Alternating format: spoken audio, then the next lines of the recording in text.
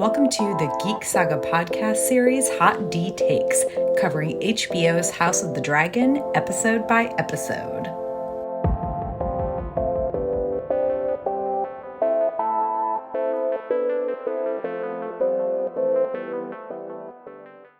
Hi, I'm Tara Lynn of Geek Saga Entertainment, and welcome to Hot D Takes. This podcast series covers HBO's House of the Dragon episode by episode, with myself, an avid reader of all things ASOF, and my friend Manny, a Game of Thrones fan who is unsullied, aka has never read the books, being your stalwart hosts. So first things first, you can find me on Facebook, Instagram, TikTok, and Twitter at A Geek Saga. And I'm Manny, the aforementioned unsullied co-host. And you can find me on Facebook and Instagram at Benissimo Art. Thanks for joining our fourth episode, which will cover episode 4, House of the Dragon, King of the Narrow Sea. As a reminder, expect spoilers from the episode we're covering. But less obvious, there will be very minimal book spoilers from Fire and Blood, which of course is the source material for House of the Dragon. We'll start with an episode summary, then cover what we think are the main hot takes from the episode, and conclude with an episode-specific favorites roundup. We also have a rating system that we will, like true Targaryens, fill in when and where we please. And that system includes rating things on a scale of 1 to 10 Targ eyebrows. Last but not least, each week we're joined by a special guest. This week, it's Seth, a fellow ASOF lover and somewhat regular guest on Geek Saga Entertainment's genre-lit webcast and podcast, Sagas and Sass. Seth, where can everyone find you on social media? Well, if you really want to, you can find me at Jack Dugan on Twitter. I think you can also search, Dark Lord of the Seth. I forget which one of those two names works, but you could find me at one of them. You can also find pages for my extraordinarily unsuccessful podcasts on Facebook. And in a shameless plug, those are Arrow, Chapter and Verse, How I Spent My Allowance, and Flailing Through First, if you like really nerdy topics. And you do. I mean, why else are you here? Yeah, exactly. Well, we're super excited to have you join us. Now, just one last piece of business before we dig in. Don't forget that Geek Saga Entertainment now has a Patreon. With 10 tiers ranging from $1 a month to $40 a month, it offers tons of ways to support us and receive some great perks in return. In fact, we recently updated some of our tiers to include new perks for our $3 per month guard tier and for all tiers from $5 a month and up, including early access to these Hot D podcast episodes. You can check it out at patreon.com/geeksaga_entertainment. And now it's time for the long and short of it, our weekly episode summary. Imagine this. There's a live version of Tinder in which the prospects who pop up on your screen have to listen to you and your friends heckling them prior to your swiping left on every single one of them. That, folks, is the picture put in our heads at the beginning of King of the Narrow Sea, with Rhaenyra rejecting first an old man and then a child who are offering themselves up in marriage.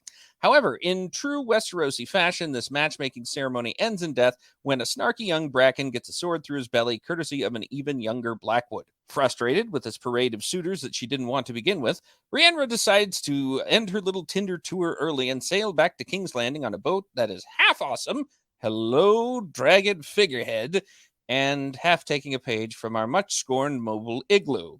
We don't even blame the windy boy for sideswiping the ship. He probably hates that thing too, right?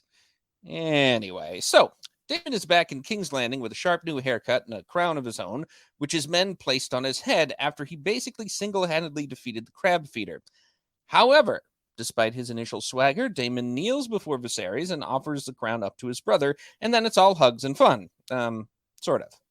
There's a lot of Viserys, possibly/probably drunk, going on about uncomfortable subjects and being rude to Alicent, Daemon looking like he doesn't want to be there at all, Rhaenyra and Alicent having an awkward but also kind of sweet conversation, and then finally Rhaenyra gets the moment alone with her uncle that she's obviously been waiting for. And they have a nice little chat about marriage and what it means for men versus women, because that's totes the thing you talk to your uncle about, right? And hey, this particular uncle-niece dynamic only gets worse. Rhaenyra later finds a bag of men's clothing and a drawing of a secret passageway hidden in her bedroom, and after changing into the clothes and following said passage, it's Unky Daemon at the end. He leads her on a tour of the city, where they soon stumble upon a play that portrays the question of succession, with the small folk booing Rhaenyra and cheering for her little brother. Daemon reminds Rhaenyra to be cautious, as the succession is not truly set in stone, And then he acts with the exact opposite of caution by taking her to a brothel and explaining that sex can be pleasurable for men and women if they throw caution to the wind to let their inhibitions down. And then David and Rand are kissing and undressing, and you want to look away, but also kind of can't. And then, oh, thank God, David pulls away and dashes off. But this leaves Rhaenyra all hot and bothered, so although she can't find her uncle and returns to the Red Keep, she then asserts herself with Sir Cole of House Slaw, and they have what seems to be sweet, passionate, great sex. And oh knows, her maidenhead, she could be ruined, considerations aside. Good for her. While all that was going on, Alicent was caring for her ailing husband, the king, because the Iron Throne is still very bitey on him all the time. And then suffering through sex with him and his gross sore-covered body, which means she happens to be around when good old Otto comes by to talk smack about Rhaenyra. You see, Daemon's former possible wife, Mysaria, is now an informant for Otto, and one of her little messenger birds witnessed Daemon and Rhaenyra's tryst the night before. And as Otto will clearly do just about anything to see Rhaenyra replaced by his grandson in the line of succession, he approaches Viserys with the news that the princess is essentially ruined. Props to Viserys for not just believing him outright, and honestly props to Alicent too, who arranges a meeting with Rhaenyra to confront her about these accusations. Rhaenyra denies the worst parts while admitting that she was out and about with her uncle at the taverns and brothels, while Alicent chides Rhaenyra for putting herself in such a situation. She does not seem to believe her best stepchild friend. Unfortunately, Daemon is not so coy when he is dragged in front of Viserys. He does not deny having sex with Rhaenyra and even says that they should be wed. At which point Viserys has to remind Daemon yet again that he already has a wife and for fuck's sakes, dude, stop gathering up new wives and go back to the one you already have. However, Alicent still believes Rhaenyra is innocent and encourages Viserys to talk to his daughter, which he does. This time, he shows her the inscription on the dagger that he's been carrying around, Aegon the Conqueror's dagger, that is, which is apparently only revealed by fire. Lord of the Rings style. And he rehashes the whole Prince That Was Promised Song of Ice and Fire prophecy. Viserys does this to remind Rhaenyra of her duty just before informing her that she'll be wed to Laenor Valerian. This is basically a band-aid on the ouchie Viserys himself caused when he chose Alicent over Laena, who is now in talks to wed the son of the Sea Lord of Braavos. And while Rhaenyra doesn't want Laenor any more than any of the other suitors that have been thrown at her, this time, Papa is done giving her a choice. Now, Rhaenyra does agree to do her duty as heir and marry Laenor, but only if Viserys does his duty first. She wants him to oust good old Otto from his position as Hand of the King. And boy, does Viserys follow through on that. Oh, and you know who else comes through? Grand Maester Mellos with the special tea Viserys told him to make, because of course they have to make sure Rhaenyra doesn't pop out another little Targaryen well before she's wedded and officially bedded. So sip that hot moon tea as we dive into hot take number 1, Blackwood versus Bracken. Ha! So, Manny, because you haven't read the Aswaf books, the original 5, so there's no spoilers here for Fire and Blood. But the show didn't really portray the Blackwood versus Bracken feud the way the books do. And no arguments there. I get it. It's one of those little things they didn't have time for. But these are 2 Riverlands houses. They are both very important and they hate each other. And it goes back and back and back and back and back. I mean, it goes back to before this series is even happening, and things continue to happen throughout the history, apparently during this and also after this, that just continue egging on that feud. So it was really hilarious to me that this featured, albeit a short little snippet of this snarky little Bracken boy making fun of the little, literal little kid who is proposing marriage to Rhaenyra. He was being kind of funny, and Rhaenyra was like, oh, I kind of like that kid. But because of what we know of the Brackens, they're usually the assholes and the ones who are instigating bullshit. It was also like, oh no, Rhaenyra, don't like him. And then I don't even know how it escalated because it kind of happened off screen, but it escalated and the tiny little Blackwood boy just swords the guy. I was about to say knights the guy, but that's not. He swords the guy through the stomach. Yeah, because you see the Blackwood kid draw his sword, Mhm. and that's when Rhaenyra, and excuse me, I was pronouncing your name incorrectly when I was reading through the summary, but Rhaenyra is like, peace out, deuces, everyone. And Yep. she starts to walk away, and then she stops for a second and looks behind her because somebody cries out, and that's when basically you see the Blackwood kid finishing the cut through the Bracken kid's stomach. And I'm like, Bracken kid, you are twice as big as the Blackwood boy, and I know you only have a dagger and he's got a sword, but man, that's says something about the martial training over the Blackwood house. I I guess, loved yeah. it. I totally loved it that he fucking sworded that guy. You know, I mean, you fuck around and you find out, I guess, right? I was into it. I have to say that I was also into Rhaenyra's. Was my grandmother as beautiful as men say? Oh, that was 50 years ago, Your Grace. Yes, Yep. yes, it was. Yeah, that was good. This guy is older than my father. Yeah. And I know that's like part of the same scene. It's a different Yeah. thing. But yeah, I mean, really the whole marriage proposal scene was just cringe, right? Yeah. But I did love, because I was thinking back this brief period of time when one of my friends was on Tinder, and we used to sit on my couch and she would go through the people Tinder was suggesting to her, and we would make very snarky comments about them. And all I could think was like, that's because Rhaenyra is doing it out loud in front of everybody. And I'm just like, whoa.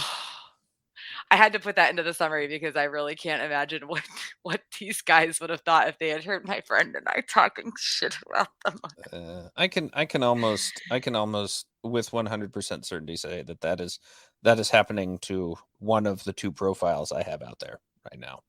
Pretty sure. I can feel it. Can feel it in my bones. you can feel it through the force.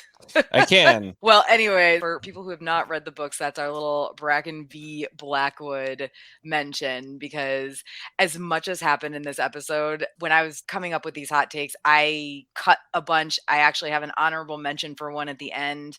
It took a lot to narrow it down to just 7 official ones, but I was like, I'm not cutting this out, because for book readers especially, having that little Bracken versus Blackwood feud tipping of the hat was great. It was great.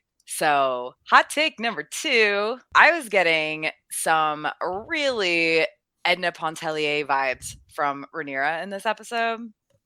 For anybody who doesn't know who Edna Pontellier is, she is the main character in Kate Chopin's 1899 novel, The Awakening, which is literally about a woman who feels trapped and suffocated. In that book, it was in her marriage, and decides to find excitement and connection in a physically intimate relationship. And granted, in that case, it's with another man outside of her marriage. But The Awakening is all about gender bias. It's specifically female marital infidelity, but we get a lot of that in this episode also, obviously, because, oh no, Rhaenyra might have surrendered her maidenhead. And it's about female sexual fulfillment and a woman letting go of her inhibitions. So I wanted to draw that connection because for me, I was seeing Rhaenyra feeling trapped and suffocated as the princess who is being forced to consider all of these crappy marriages that we just mentioned. And then she goes on an exciting adventure with her uncle, which, okay, gross. And then he abandons her, but instead of just giving up and going to bed, she asserts herself with Sir Cole of House Slaw and definitely enjoys it. So I wanted to make that connection between The Awakening and Rhaenyra's whole storyline in this episode, and also hear y'all's thoughts on not necessarily that connection, but just everything that happened with Rhaenyra as a whole, because man, she owned her shit in this episode for the most part, and I loved it. Yeah, she did. Yeah, very much in charge of even when she was on the back foot, she took control. We'll talk about it later, but the Alicent conversation, she ended up being in control of that, which I thought was, I guess I'm like, it's one of those things where it's like, but things could have been perhaps happier if somebody had a brainstorm at this point and said, but wait, what about Dorne? Can we not bring Dorne into the kingdom, perhaps by marrying Rhaenyra off to some Dornish prince? Because we all know how loose things down are Dorne. It's a whole other story down there, and I think Rhaenyra might have liked it if she'd gotten the chance. But I mean, they certainly tend to be more open-minded than Yep. Most houses, really, Rhaenyra still, she wanted to be able to choose her own Yeah. way, and Yeah. that is what it is. But I mean, it also just, like, the sexism and misogyny sucks all the way around. And I will say this for Viserys, he has the courtesy to agree with it, even if he's angry. He acknowledges that things are worse for women. But yeah, I mean, I want to know what was in that, whatever it was that Rhaenyra was drinking when she was down in Flea Bottom, because that certainly had an effect on the rest of the evening, it seemed. It certainly did. I thought they did a really good job in, like, really kind of portraying, or conveying the message of, like, how trapped, she Yeah. was, that, she has to get married. She has to, like, do this, and, like, yeah, she gets to pick her own husband, I guess, but she still has to get married, like, it's not like she has an option of, like, oh no, I totally can't. So getting to see her kind of break free, even though it was with, her uncle, but it was kind of cool and rewarding to, like, see that, especially when he just kind of bailed and she just kind of kept going. It was like, I'm going to keep partying. I'm going to keep doing stuff. Thought they did a really, really good job with that. It was awesome. I did too. Couple of things. Well, except I do think that it was like, let's go into this brothel. Also, let's reveal our family's defining hair color before we go into this brothel. And then Rhaenyra's like, Daemon, and I'm like, shut up. yeah, when she said his name, I was just like, Like, are you serious right no. now? Are What are serious? what are you doing? I guess I do want to give Daemon, like, I guess 5 out of 10 eyebrows, because he initiated that, but then he had the sense to, at least in that scene, pull back. Oh, I have to disagree there. Okay, I have a theory. We go into that a little bit later, but I'm also like, oh, so we get mushroom salacious gossip sort of confirmed-ish. Did he lead her through the arts of debauchery? Well, kind of. Not really.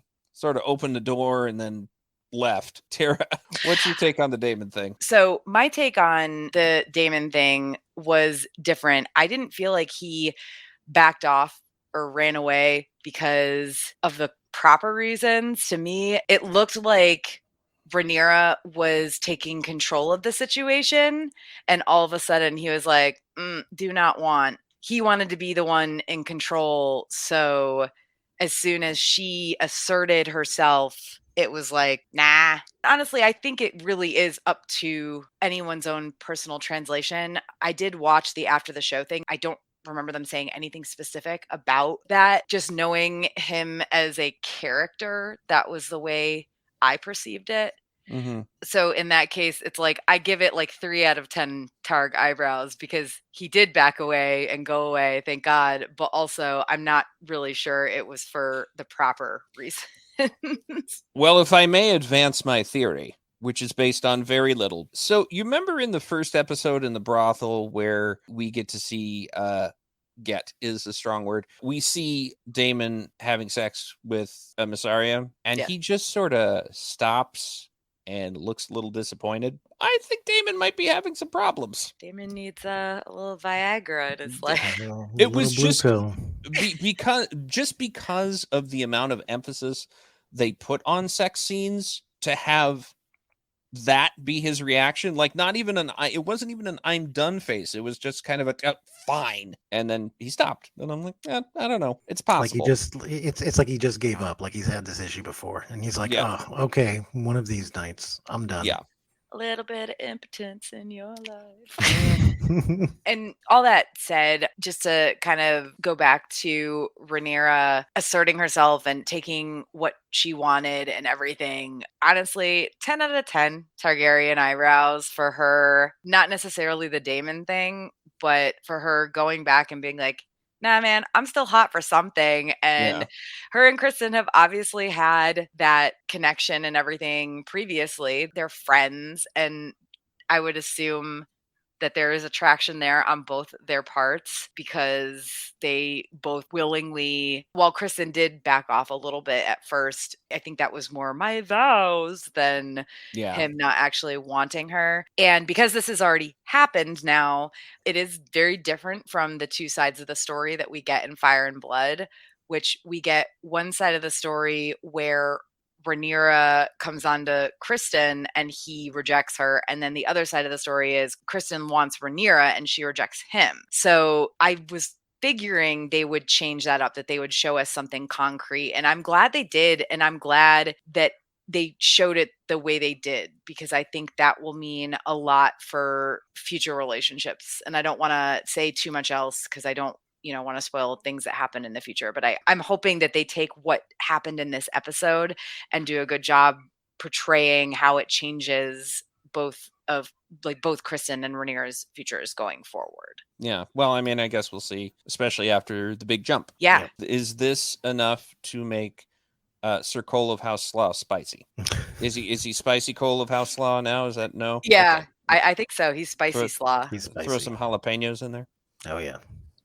They they mixed him up on that Carolina barbecue, There we go. Yeah. Hot take number 3: the White Worm, aka Massaria, is the new old ? Yeah. Varys. Discuss.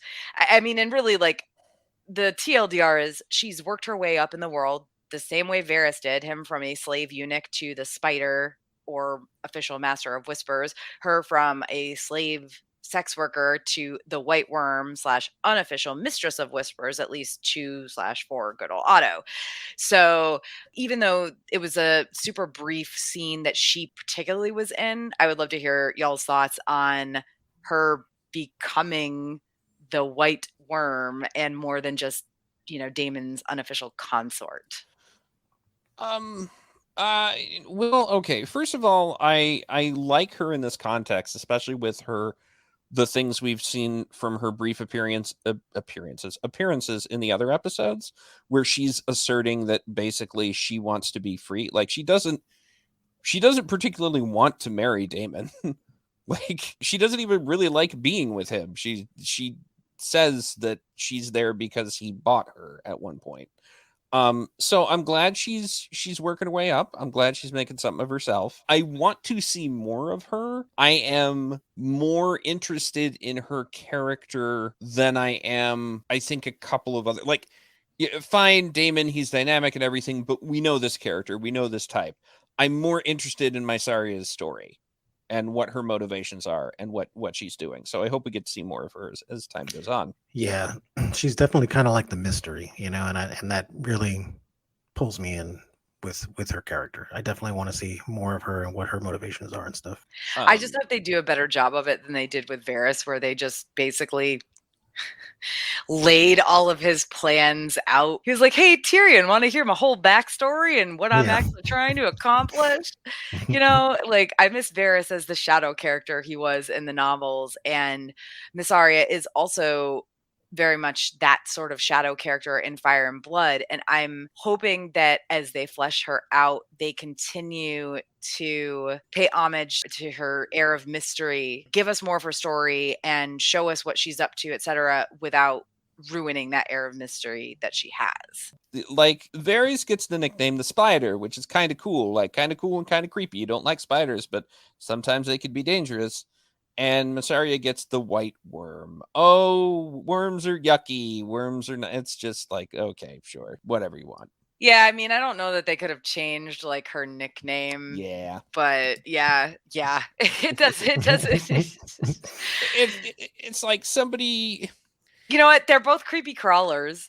That's I feel true. like I could make both of them in my 1990s creepy crawlers oven. So You could. Yeah.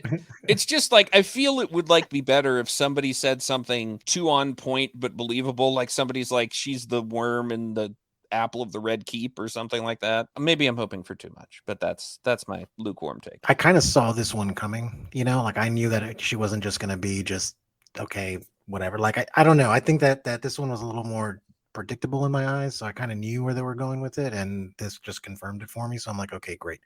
But it makes me happy to see, because I'm like, okay, great. Like I'm into the character. I'm into the shadowiness of it. So yeah. I'm definitely, I'm feeling it. I'm ready for that. I just wish she wasn't feeding information to good old Otto of all people. Yeah, well, I mean, that's because right now, apparently, the Whisper's position is under the hand in the flow chart of King's Landing Authority, and later it's going to be moved to its own executive position, and right now we just gotta hold off on that, I guess. I also just want to say that I think Damon was a dumbass.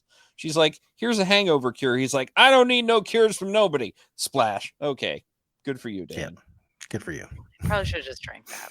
Yeah. Yeah.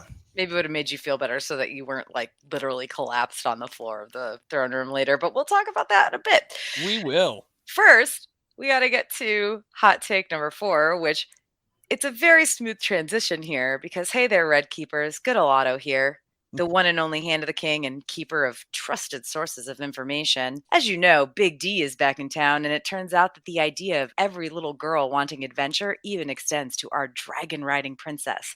She was spotted with Big D last night, and as I know you're going to make me say it, they were in a pleasure house coupling. Talk about behaviors unbecoming of a maiden, even or especially a royal one. You know you love me. XOXO, good old Gossip Otto. I'm sorry, I'm not sorry. No, that was great. Otto is like, if somebody's going to be called the White Worm, it should be him because he is leaving a trail of slime thicker than the one Jason Lannister leaves wherever he goes. Oh, yeah. I mean, More I a realize slug then. I realize this is an episode ago, but it would not have surprised me for about half a second before Otto proposed Aegon as a possible marriage. I thought he was going to say himself. I really thought he was going to say himself. That would be overreaching. It would be overreaching, but you know, Viserys is a people pleaser, and Otto's kind of had him under his finger or under his thumb for a while. So, Yeah. Yep. When good old Otto was like, I considered saying nothing. Yeah. Right. Right. Yep. There was that kind of shot on his face where he was looking up at the camera, like with this just kind of, what should I do look on his face. But to me, I took that as he's just considering whether to spread the news everywhere or simply bring it to Viserys directly. Yeah. Yep. Like, I think he might have thought, should I say nothing now and maybe just bust it out during a small council meeting? No, I'm going to tell the king. And it's also like, dude, you come in there with this like Victorian false modesty of, no, I can't possibly say what they would do. It was unbecoming. And like, come on, man, just come in and be like, sire, I hate to tell you this, but there's a rumor that your daughter and Damon were having sex last night, so maybe you want to do something about that. Yeah, it's all about that delivery, man. And the way he delivered that, I would have been like, dude, what? You know? Yeah, just I say didn't it. Just thought about not saying anything, but yeah, right. It's like when your friend is bringing you a choice bit of gossip, but it's definitely tainted. You know, either the source is tainted or it's tainted with their own opinion of it. And they're like, but I don't know if I should tell you this. Like, and then they kind of reveal it and they're like, well, I can't tell you my source. It's like every single part of this is like, red flag, red alarm. No, don't trust it. Yep.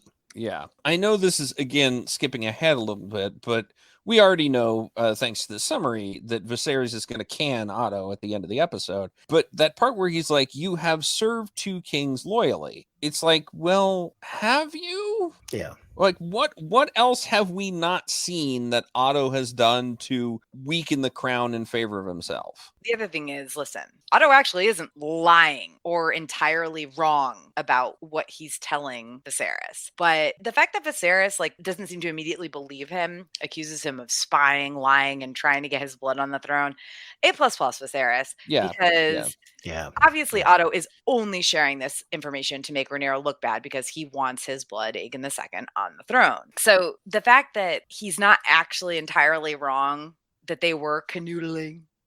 They were canoodling. They weren't coupling. I mean, they would have been. It was a hot and heavy canoodle. Yeah.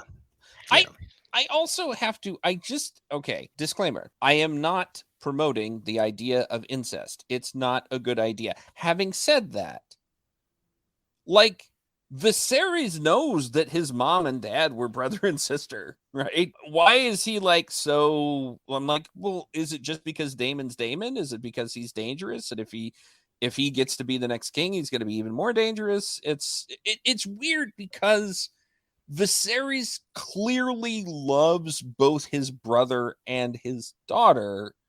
He just can't get them to do what he thinks is the right thing to do. I think it's that. I think it's also the age thing too, because I mean, Rhaenyra is still a teenager.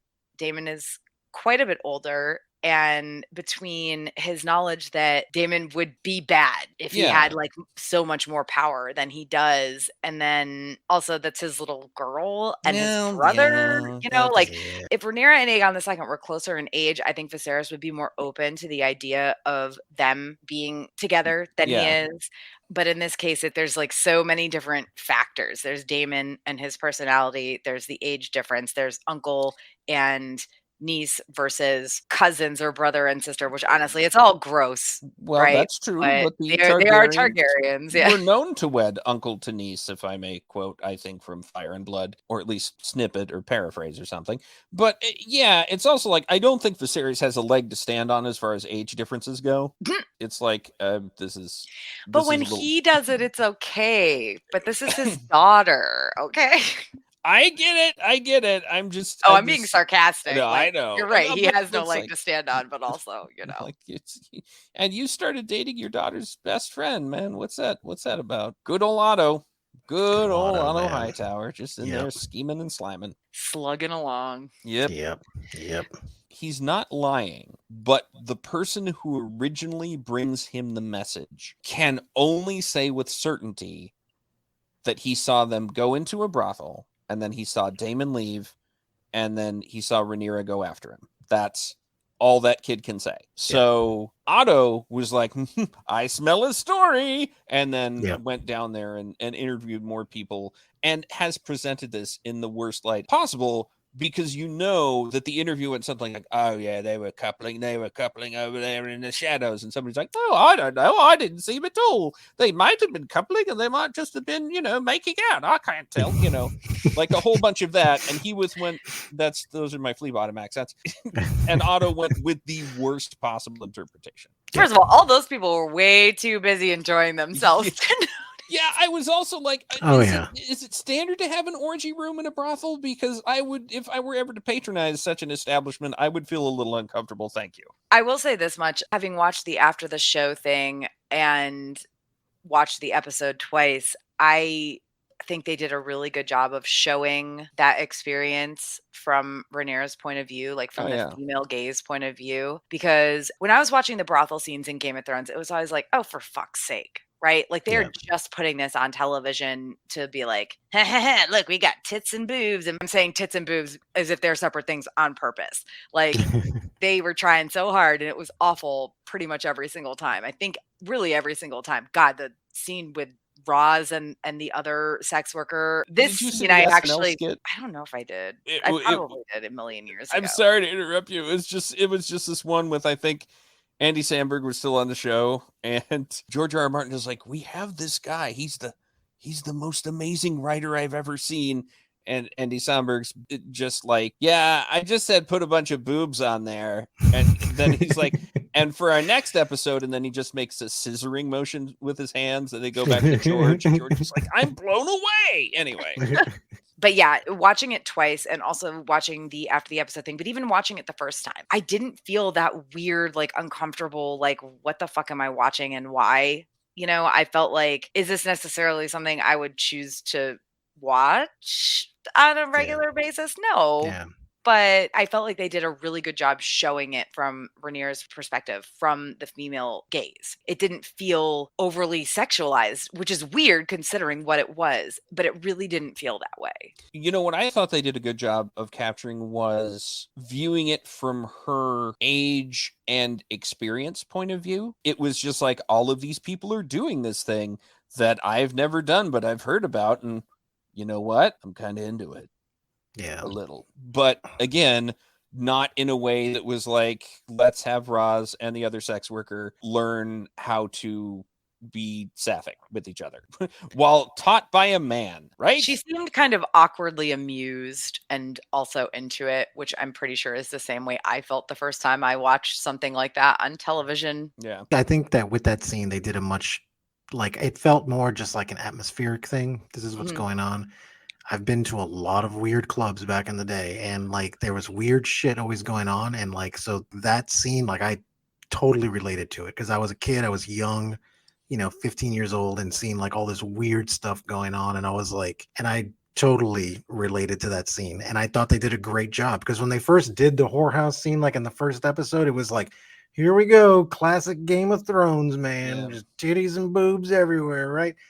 But with this one, it was different. It was definitely more like atmospheric. Like it was just putting you in an environment as opposed to just being like gratuitous, Yeah. So I thought they did great with that. I will say that even with the earlier brothel scene, while you're right, it seemed very gratuitous, it still felt like it was telling a story. It wasn't just Peter Baelish sitting there watching two girls fuck each other. You know what I mean? Like they were telling a Yeah. story. This is Damon throwing a party for his bros. And Yeah. it was gratuitous, but not in the way that Game of Thrones always seemed to be in their brothel scenes. But yes, again, this one just seemed, I don't know. I can't believe I'm saying this about a Game of Thrones style show. Knowing that they actually did try really hard to have it be like from a female perspective and constantly showing Rhaenyra like the looks on her faces and everything. I just honestly, I have no complaints. Yeah. I just felt uncomfortable in the way I feel uncomfortable whenever I see that sort of thing, not by choice. Yeah. I just feel like, am I in the wrong place? Like that Yeah. sort of. Yeah. Listen, I'm just glad my stepkid didn't come to us. We were watching it. Yeah. Do we have a quick minute to mention the other awkward sex scene in this show? Sure. Quick aside, Seth Quick has another awkward sex scene to mention. Oh yeah, well, I mean, it's the Viserys and Alicent scene. Oh where God. Yeah. she's lying back and thinking of Westeros, and all I can think of is he must smell like gangrene. Yeah. Right. Well, and I think that they showed that happening right before they showed the brothel scene, pretty Yeah, much. I mean, there I think were a they did. couple of minor things that happened in between, but they were almost back to back. I believe that was on purpose. Yeah. That they were showing like, here's Alicent hating her life, bump, bump, bump, and gross. And then here's Rhaenyra actually learning about things, enjoying herself, maybe. Yeah. Yeah. I did a quick lookup of what everybody thinks Viserys disease is, and nobody can really decide. What I'm thinking is MRSA. Oh, that's interesting. Oh, yeah, I guess it could be. I mean, as long as we're singing about people's ailments, my first thought was leprosy. Yeah. All my skin is falling off of me. I'm not half the man I used to be. Okay. But I looked it up, and there was something like gas gangrene, where the gangrene gets trapped in your tissues or whatever. Anyway, it's just gross. And he needs better doctors than the maesters. Yeah. Yes. I was guessing like a MRSA type thing because it seems very painful. Yeah. And also, if you don't have proper antibiotics to treat MRSA, which is basically a staph infection from an injury, then it could turn into this. So that was my thought. On to hot take number 5. Speaking of Alicent, Rhaenyra plus Alicent. So I really loved the back and forth between them in this episode. There were 2 separate situations earlier when Rhaenyra kind of stuck up for Alicent when Viserys was basically like putting her down and making fun of her for being like, oh, like Damon, maybe you want to see the new tapestries that were gifted to us. Viserys is like, he doesn't want to see those tapestries, dumbass. And Rhaenyra's like, I want to see them. And right after that, they have their kind of awkward, she used to be Rhaenyra's best friend and now she's her stepmom. So like, best stepchild friend. They've been at odds for a long while, but it seems like some of that has been rectified. And Alicent is kind of like, oh, it must be nice to have all these like lords fawning over you. And Rhaenyra's like, oh yes, it's so romantic to get imprisoned in a castle and made to squeeze out heirs. And then she realizes that's exactly what happened to Alicent. She's like, yep. Sorry. Sorry. And then they miss each other, and it's like, oh. Yeah. And then later, of course, Alicent comes to Rhaenyra and confronts her about good old Otto's accusations. And even though she's kind of accusing her, it does seem like it's with good intent. She wants Rhaenyra to say it's a lie, which Rhaenyra kind of does. Yeah. And either way, as upset as Rhaenyra was that Alicent was kind of accusing her, it was good of Alicent to go to Rhaenyra and not just automatically assume it was true. And also, in the end, to try to give her advice. So there's a lot of Rhaenyra and Alicent in this episode to cover. I know those are two entirely separate scenes, but I felt like there was a lot of really good stuff there to unpack. I thought the scene was like great. And I was really glad that they just kind of hit that point where they broke the ice and just kind of admitted that they missed each other and all that kind of stuff. It definitely brought a little humanity to like their situation, and I thought it was great.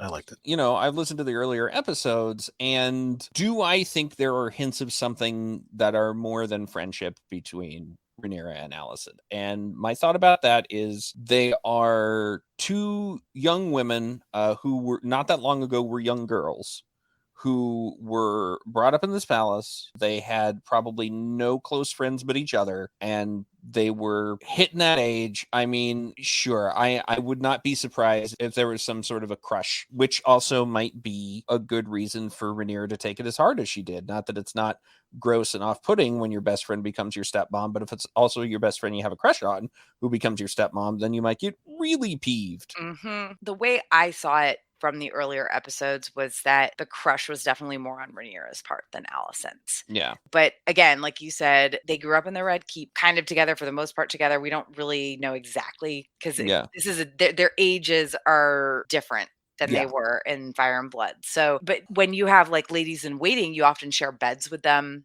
and whatnot. And I'm not saying that anything actually happened between them, but they could have like played at kissing, played a little come into my castle type of games, like let's teach each other how to kiss, whatever. Yeah. And I do think that it was more on Rhaenyra's part than Alicent's if there was a crush. I would say that in that case, yes, the crush might have been more on Rhaenyra's part, but Alicent, let's call her a 1 on the Kinsey scale, and we'll move Rhaenyra a couple of other clicks toward the other side, Yeah. The second scene, I do like the idea that Alicent is like, okay, I got to take off my friend hat and put on my mom hat right now. I got my mom hat on. Mom hat. There is accusation, but it's accusation in the sense of, I cannot believe that you did this. If you did, how could you? Tell me it's not true, please, because this is so bad. And I honestly think Rhaenyra gets that at some point, that she gets that Alicent is angry and accusing her, not because she's coming after Rhaenyra, but because she cannot believe that this might have happened. Yeah. As someone with a stepkid who is a teenager who I often talk to and treat as a friend, I often am in that sort of conversation with my teenage stepkid where I am the friend, right? But every once in a while, you got to put that mom hat on. And he does not like when I do have to put that mom hat on. Like I'm as kind as I can be about it, but it's like, all right, kid, listen, you got to just chill out a little bit. I get it. Obviously, there's a huge age difference and not some weird, like, Dean married somebody who's like 2 years older than his child. I am old enough to be both of my stepkids' parent, biologically, legally, in all ways, but I do understand that in a weird way. So I think that Rhaenyra has gotten over the crush part, but that doesn't necessarily mean that she doesn't miss her friend, right? Yeah. I mean, and to have your friend who's your stepmom come up and be like, "Did you sleep with your uncle? What did you do?" Yeah, exactly. I do like the part that she was like, both the king and I have worked to try to get you a marriage. It's not just your dad, it's me. I was trying to help you. Wearing like the like mom hat. I've been in that situation also, because like my son is 20 years old. So there's times when he connects and and opens up and it's just like the friend, you're like, oh yeah, okay, cool, and then he does something stupid or says something stupid and it's like, all right, dude, look, the dad hat goes on and I'm like, this is, you can't do that. But again, there's 25-year age difference there as opposed to, if he was only like 2 years younger than me, that'd be a problem. So you know what? I know we're not going to get it. We shouldn't get it. It would be a completely different show if we did. But if there was a scene where Rhaenyra just screamed, "You're not my mom" at Alicent. Oh yeah. I mean, you say we're not going to get it. We might not get those exact words, but But it might happen. on to hot take number 6. And this is, I think, Seth's sort of exact words. Damon is now on double secret probation. Oh, those crazy kids. Honestly, at him blowing Rhaenyra's cover and also being dishonest about it, kind of not actually telling the truth about what actually happened, and then being all, just marry her to me. You're already married, dude, get over it. But so he's on double secret probation because he was told to go back to his wife, and instead he went to the Stepstones. And now he's just in real damn trouble. And also just his pathetic ass self lying on the floor of the throne room. Like, Yep. I mean, he had way too much wine. Right. I'll tell you a quick story. Years and years and years ago, maybe or maybe not before I was 21, I had a insane night of drinking with my best friend, and I woke up the next morning. We both slept on the couches in her living room. It was her living room. She had a bedroom. We both just PTFO'd on the couches, right? And I literally rolled off the couch and like dragged myself across the floor to pick up telephone, the actual house telephone, because my cell phone was dead, because this was like circa 2002, right? So I had a cell phone, but it wasn't, I rolled off the couch, dragged myself across the floor to pick up the telephone to check my voicemail on my cell phone. And she was like, "What is wrong with you?" And I was like, "I'm never drinking again." Obviously, that did not take root, but yeah, Damon should have had that potion. I'm surprised he has the wits to lie, and because it seems like he should just be like, I feel like it's just in his nature, man. The fact that he just sits there and just doesn't, he knows it didn't happen, but he's just not denying it. He's almost making it sound like it did happen. Yeah. Like he's clearly just fucking with him at this point. He's just like, no, what are you talking about? Just marry her off to me, like kind of insinuating that, we of course we did something. Like that's how it came off to me, So honestly, that Damon walking into this show, not crazy about it. And as these episodes go, I'm really starting to like him, like in a bad way, where it's like, I know it's judging because he's like a bad guy, but I like the way he thinks. I've been in situations where people have accused me of stuff, and you know what? I didn't deny it. I didn't do it. But I was like, you know what? Why am I going to give you the pleasure, or like why am I going to let you sleep your head on your pillow comfortably tonight when I can really keep this going? Really just make you think about this. Nothing happened, but you don't know that. So honestly, I unfortunately connected with this scene too. And I was like, you know what? I like it. I thought it was good. Well, and Damon is going to pop the collar on his leather jacket and get on his motorcycle and ride into the Erie. Pop the collar on his doublet, hop onto his windy boy and fly over. Fly away. Fly away. His studded doublet. He's definitely being set up as the kind of, who he is. You love to hate him a little bit, but still there's that, what could this bad boy get away with? I mean, you got to have some balls to like say something like that and not, this is what his second time that he's already in trouble. It's like, I would think this is one of those situations where I probably would have just been honest about what happened, because I felt like, well, if I keep messing with this guy who, is the king, he's probably going to take my head at this point, like I have a little bit of balls for that one. Yeah, I think Damon has a really good sense of just about how far he can push his brother. I don't think that sense is going to necessarily be accurate in the next episode. I think that Viserys in this episode seems much closer to doing something really drastic than he would have, say, in episode 1. But I think for right now, Damon has a really good sense of just about how far he could push his brother before he gets into real trouble. Do we think he's going to obey his double secret probation? I mean, he's Damon. Like, he's probably gonna like fly partially to the Erie, and then I don't know. I honestly think he is gonna obey it, right? Because he's already done his damage, right, by not being honest with the king the second time, and he's gonna milk that. He's gonna love that, like, and just be like, I'll just go back, and when I have another opportunity to like fuck with you more, then I'll come back. Yeah, I just love the idea that people are gonna be like, "Did you sleep with the princess?" And he's gonna be like, "Hey, I'm not saying I did." But I'm not saying I didn't. Nah. Exactly. Well, I mean, also, he doesn't want to admit that he's impotent ever. If I'm that sure. is the case. I mean, again, I'm not working on very much information, but I don't think it's completely wild, that theory. Since I have read Fire and Blood, even though it's been a while, I know the shape of what's going to happen. I know who Daemon is and what he becomes and what he does. But yeah, right now we just have his brother, the nice guy, just trying to king it up king style, and David keeps getting in the way of that. I honestly don't know that Daemon actually wants to be king. He's much happier being where he is right now, where he could cause just about as much trouble as he wants and get away with it and continue to do it. Yeah. Yeah, I felt like there might have been a time when he wanted to be king, or he felt like he should have been king. But I think that now he's just really enjoying fucking with this guy. That he's just like, nah, I don't want to be king. I want to keep doing this. This is what I want to keep doing. I would love to see an alternate universe where Daemon becomes king and just hates it and spends his entire day with his face in his hand, leaning against the Iron Throne as much as one can lean against the Iron Throne, with his crown cocked sideways on his head, listening to petitioners. Now we are on to our final official hot take number 7. The Song of Ice and Fire is written on Aegon's dagger, only revealed by flame.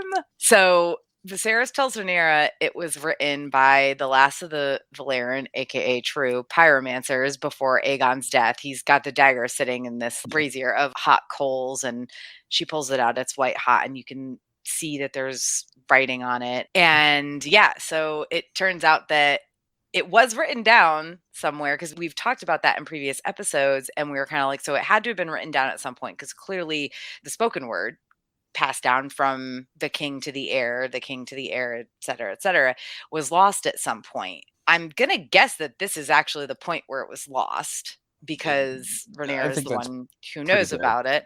Yeah. But we don't know for sure. But all I could think was, holy shit, is this what Rhaegar read? We have to assume that it is, right? We know that Rhaegar read the prophecy somewhere and that it was very vague. I suppose there could be a more detailed written account, because he has such an obsession with the ice portion of the Song of Ice and Fire. But I'm on the track where Rhaegar ended up with this dagger, and somehow it ended up fiery hot. And he was like, oh, what? XOXO, Aegon's dagger. And of course, as it says on the dagger in High Valyrian, Ashnaz Durbal Tuluk. Ashnaz. Oh, I'm sorry. No, that's another thing that has writing when you put it in fire. To make a break with the insinuation I just made, it is common practice for, like, if you ever did writing in lemon juice, if you ever did that with your friends, the way to get that to show up is to put the paper in front of a candle, and the heat reveals what you did in the lemon juice. So this is not like unheard of for heat to reveal secret messages. But the fact that it's on a dagger, and as we know, if we've watched Game of Thrones, it is that very same dagger that puts an end to all the menace from the north. That adds another element, I think. The idea that the prophecy of ice and fire is what kills the White Walkers in the end, like the actual physical presence of the prophecy is what does it. That's very interesting to me. Well, we know that Valyrian steel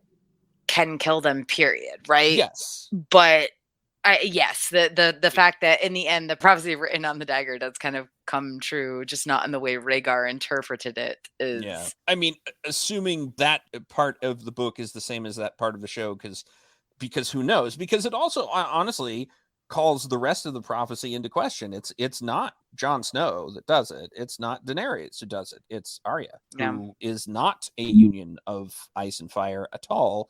But she does have the prophecy that calls for the union of ice and fire with her. We've talked about this in previous episodes, where prophecy it's a mess, right? It's interpretation, it's whether or not people repeat it, right? Like repeating it could make it come true, etc. So I really zeroed in on the fact that it was written on this dagger that we know makes it through to the end in the show anyway.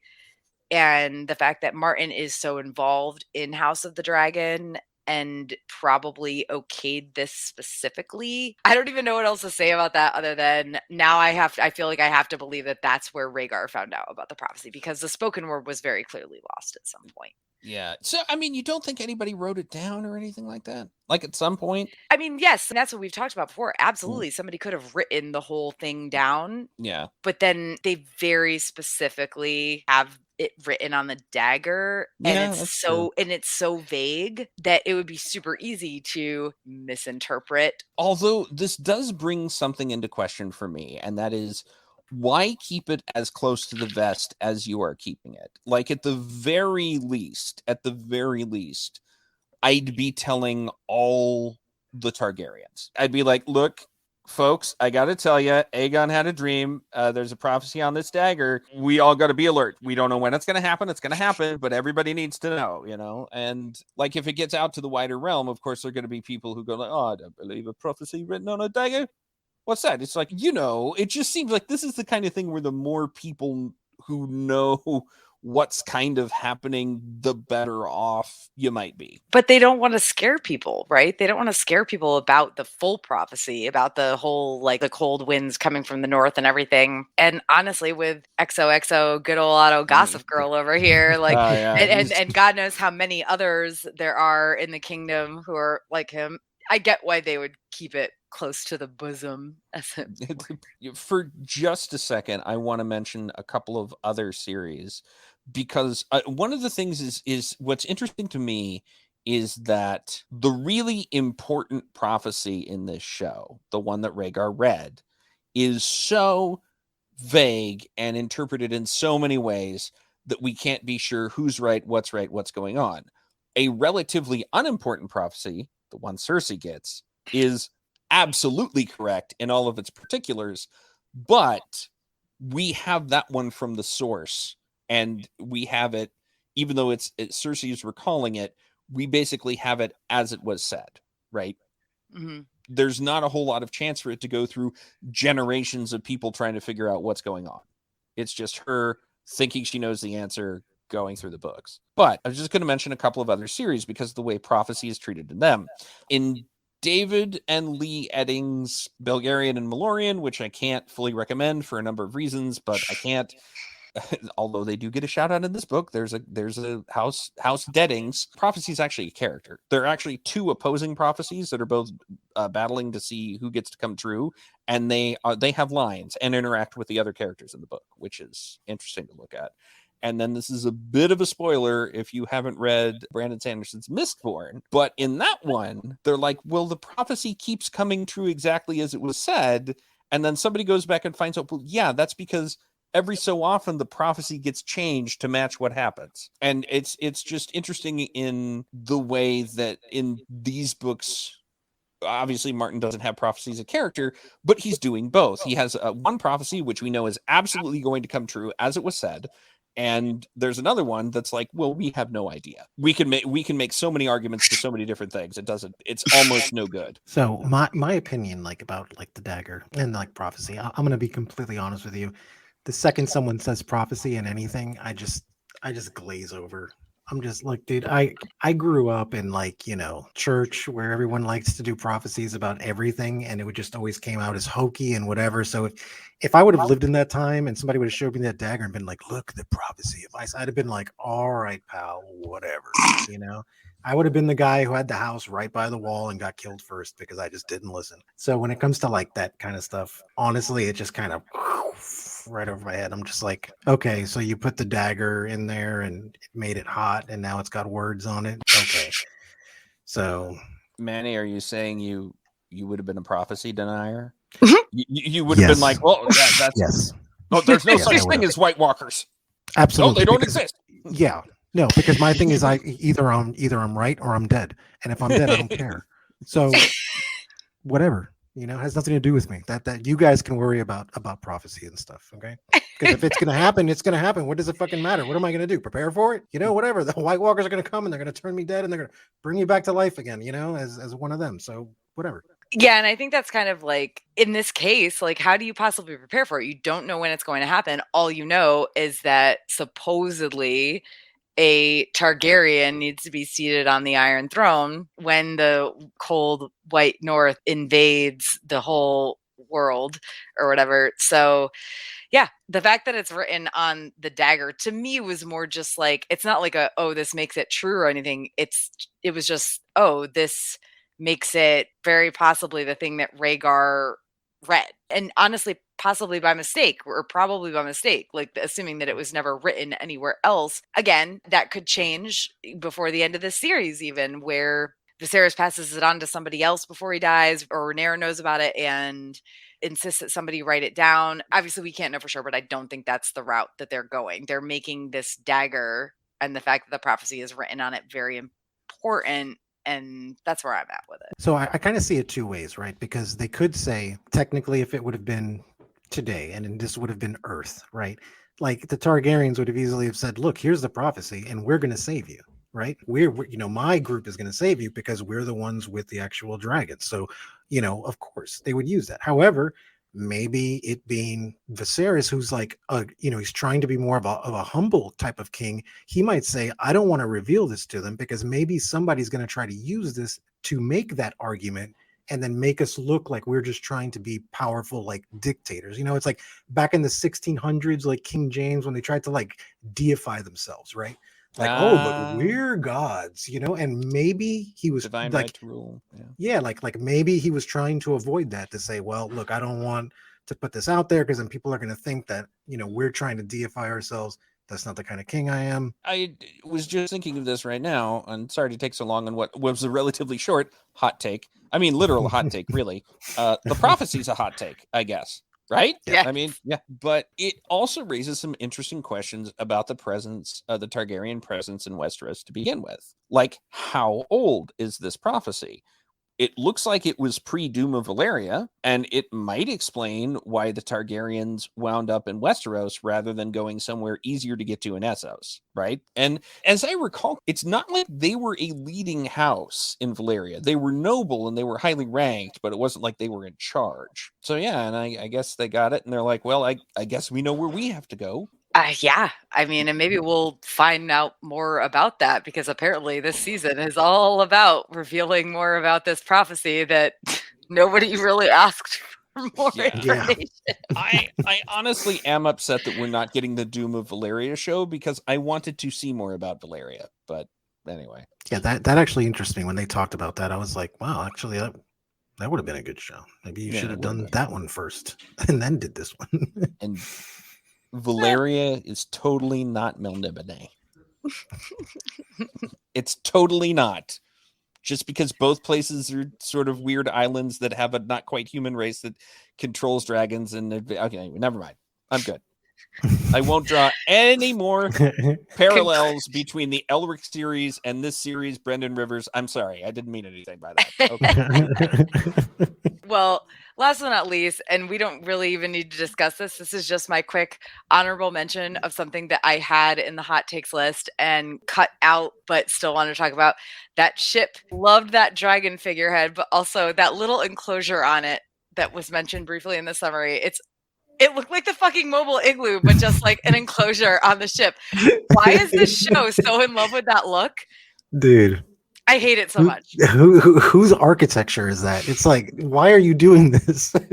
Maybe it was just the style of the times. Maybe they had like one carpenter and he built the wagon and they called him in to advise on the cabin on the ship. And they're like, well, just like the wagon. Yeah. It's a good design. I'll keep using it. Make it all gray and fake looking. Like, I'm sorry, but it's so bad. Why do they keep doing it? However, honorable mention to Windy Boy Caraxes for just sideswiping the whole ship. Oh, yeah. Like I wrote in the summary, I feel like he hates it as much as I do. I have to. Time for our favorites roundup. I'm sorry to do this because I'm sure at least one of them is going to be somebody else's favorite. But the Alicent Rhaenyra accusation scene, which honestly, now that I think about it, has sort of, they're not the same scenes, but it's got big confrontation from Les Mis vibes, where you've got these two people who are absolutely convinced that what they are saying right now is the correct thing to say, and they're not really listening to the other person. But there was I thought that was good. And I also like good old Otto getting unhanded. Talk to the hand. Talk to the Yeah. hand. Oh, you're not it. No. Not it. And that's just because I realized that this is going to cause serious problems, not in the not too distant future. I did love seeing him getting taken down a peg. Yeah. I'm just gonna piggyback on you. That was my favorite. Like it was hard to choose, honestly, but in the end, it had to be, especially after I watched the episode a second time, it had to be Viserys confronting good old Otto and firing him for being like just taking that pin and being like, you've served some kings well, but not me, motherfucker. Yeah, and it kind of ended a little better than I thought it would have gone, which kind of Yeah. like is a testimony to his style of kingship, right? Like he was just like, you know what, you're just gonna retire right now, as opposed to what I would have felt would have happened in the actual Game of Thrones show at some point was like, yeah, I'm gonna take away your hand and then your actual head. I thought it was good. Also, pointless historical note. Balin has apparently died the same way William II of England did. Yeah, William II of England was apparently kind of a heavy guy, and he was riding out to hunt, and he hit his saddle horn a little bit too hard with his midsection, and something ruptured. I mean, George is so good about bringing in historical references. I love the fact that he was like, well, I'm going to do War of the Roses in a fantasy world, but also I'm going to make the anarchy a big part of their history. Because if you walked up even to relatively interested scholars of English history and were like, hey, what's the anarchy about? A lot of them are going to go, huh? Like not like actual college level scholarship, but people who are just interested. Not necessarily a whole lot of people are going to know about the anarchy. I think my favorite scene really is, it was kind of tough because this episode was like a good episode, like it was like a nice, well-balanced episode. There wasn't anything that was too crazy and there wasn't anything that was too, it had a lot of different things, but it was relatively just kind of like a normal, well-paced episode, right? But honestly, my favorite was really Rhaenyra breaking free with Daemon and going to the town and like watching the play that's like kind of mocking her, and like she just kind of accepts it as like, okay, yeah, sure, like great. I mean, can you imagine if that would have been like Joffrey or something, So she it was does just kind of boo cool. them a little bit. Yeah, I liked that. I really enjoyed it. She like got into it. I was like, oh, okay, cool. So honestly, like that scene and like leading right up into our friend of Coleslaw over there, like just leading right up like that entire like little night journey, like I felt was like really cool, and there was something about it that just felt like really real, like about like for her character. I think that whole sequence was probably my favorite. Yeah, again, it was hard for me to choose like one favorite thing, but again, after watching it a second time, I was like, nope, it's got to be unhanding good old Otto. Yeah. It was definitely the runner-up for me right there. Yeah, I am looking forward to the rest of this series. I am interested to see what they're going to do with the storyline and what they're going to do with the characters. And I will say that I have a medium strong impulse to pull down Fire and Blood and just be like, well, what did Mushroom say? What did Mushroom say happened? What's happening? But I'm probably not going to do that because I'm sure it's going to annoy my wife. Yeah, I reread Fire and Blood very recently, just a couple months ago. So, and for anybody who's listening who hasn't read the books, Fire and Blood is essentially an historical text that is told from the point of a maester who also inserts all of these, well, Mushroom says this because Mushroom was a fool in the court, very particularly during this time period, during the House of the Dragon show time period.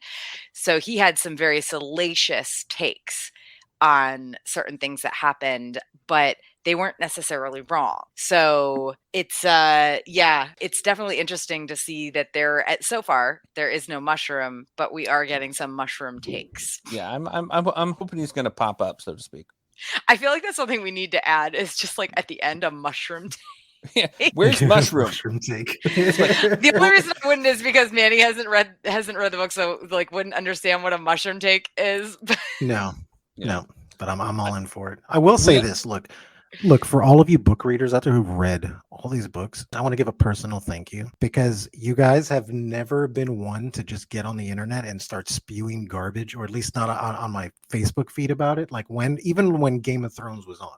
because all my friends read the books, and then they would never talk about it. It was like some kind of secret society thing. Like no one would ever discuss it. And I'm just like, hey, what part of the book are you reading, or like whatever. They would stop and be like, what episode are you on?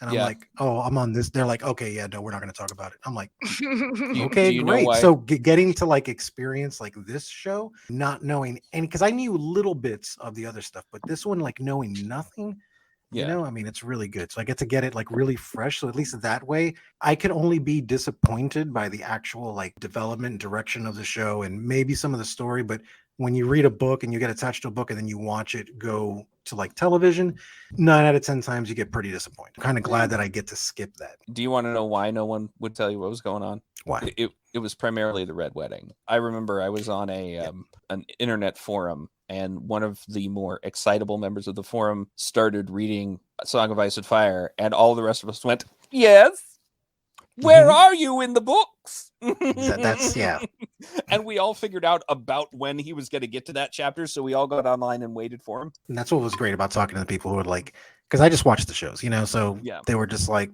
what episode are you on? And they're like, have you gotten to the place where they get to this land yet? You know? And I'm like, no. They're like, okay, we'll talk later. I'm like, okay. Not going to tell you anything. No, we want your raw, unvarnished reaction to this horrible, horrible thing that caused us all to throw the book against the wall. Yeah, as somebody who was spoiled for the Red Wedding. Yes. I made the mistake of looking up something about Catelyn when I was like 2 chapters away from the Red Wedding. Oh, no. Way back in the day, yeah. Well, on that note, don't do that, folks. If you haven't read the books and don't want to be spoiled, don't do the thing. As we close out the episode, just want to give a shout out to our Heroes Tier patron, Tommy of the TKOK Podcast Network. Thanks so much for supporting us. And thank you to our listeners for joining us for Hot D Takes. Manny and I will be back next week with a new guest to cover House of the Dragon's 5th episode, We Light the Way. Thank you for listening to the Geek Saga Podcast. If you like what you heard, please check out other Geek Saga entertainment endeavors, including the Sagas and Sass webcast and podcast and Ice and Fire Con.